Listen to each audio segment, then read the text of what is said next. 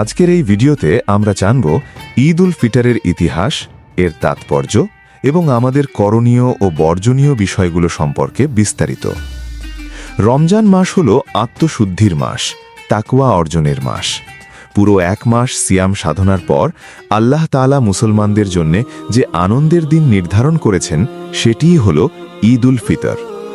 ঈদ শব্দের অর্থ আনন্দ বা উৎসব, আর ফিতর শব্দের অর্থ ভাঙা, অর্থাৎ রোজা ভাঙার আনন্দের দিন।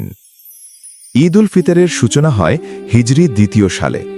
রসুল সাল্লাল্লাহু আলাইহি ওয়াসাল্লাম মদিনায় হিজরত করার পর দেখলেন মানুষ বছরে ২টি দিন আনন্দ উৎসব পালন করে। তখন তিনি বলেন, আল্লাহ তোমাদের জন্যে এর চেয়ে উত্তম ২টি দিন নির্ধারণ করেছেন, ঈদ উল ফিতর এবং ঈদ উল আজহা। ঈদ উল ফিতরের অন্যতম গুরুত্বপূর্ণ দিক হল সাদাকাতুল ফিতর বা ফিতরা আদায় করা। এটি প্রত্যেক সামর্থ্যবান মুসলমানের উপর ওয়াজিব, যাতে গরিব ও অসহায় মানুষও ঈদের আনন্দে অংশ নিতে পারে। ঈদের নামাজের আগে এই ফিতরা আদায় করা উত্তম। এখন আসি ঈদের দিনের করণীয় বিষয়গুলোতে। প্রথমত, ঈদের দিন সকালে তাড়াতাড়ি ঘুম থেকে উঠে গোসল করা, পরিষ্কার পরিচ্ছন্ন হওয়া এবং সুন্দর পোশাক পরা সুন্নত। দ্বিতীয়ত, ঈদের নামাজে যাওয়ার আগে খেজুর বা মিষ্টি কিছু খাওয়া সুন্নত। তৃতীয়ত, ঈদগাহে যাওয়ার সময় তাকবীর পড়া, আল্লাহু আকবার, আল্লাহু আকবার, লা ইলাহা ইল্লাল্লাহু, আল্লাহু আকবার, আল্লাহু আকবার, ওয়ালিল্লাহিল হামদ।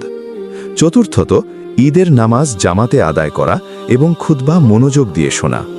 পঞ্চমত, আত্মীয় স্বজন, প্রতিবেশী ও বন্ধুদের সাথে দেখা করা, কোলাকুলি করা এবং সম্পর্ক মজবুত করা।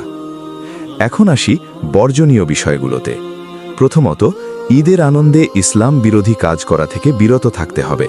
গান বাজনা, অশ্লীলতা বা হারাম কাজ থেকে দূরে থাকতে হবে। দ্বিতীয়ত, অপচয় ও অপব্যয় করা যাবে না। ইসলাম আমাদের সংযম শেখায়। তৃতীয়ত, গরিব অসহায়দের ভুলে যাওয়া যাবে না।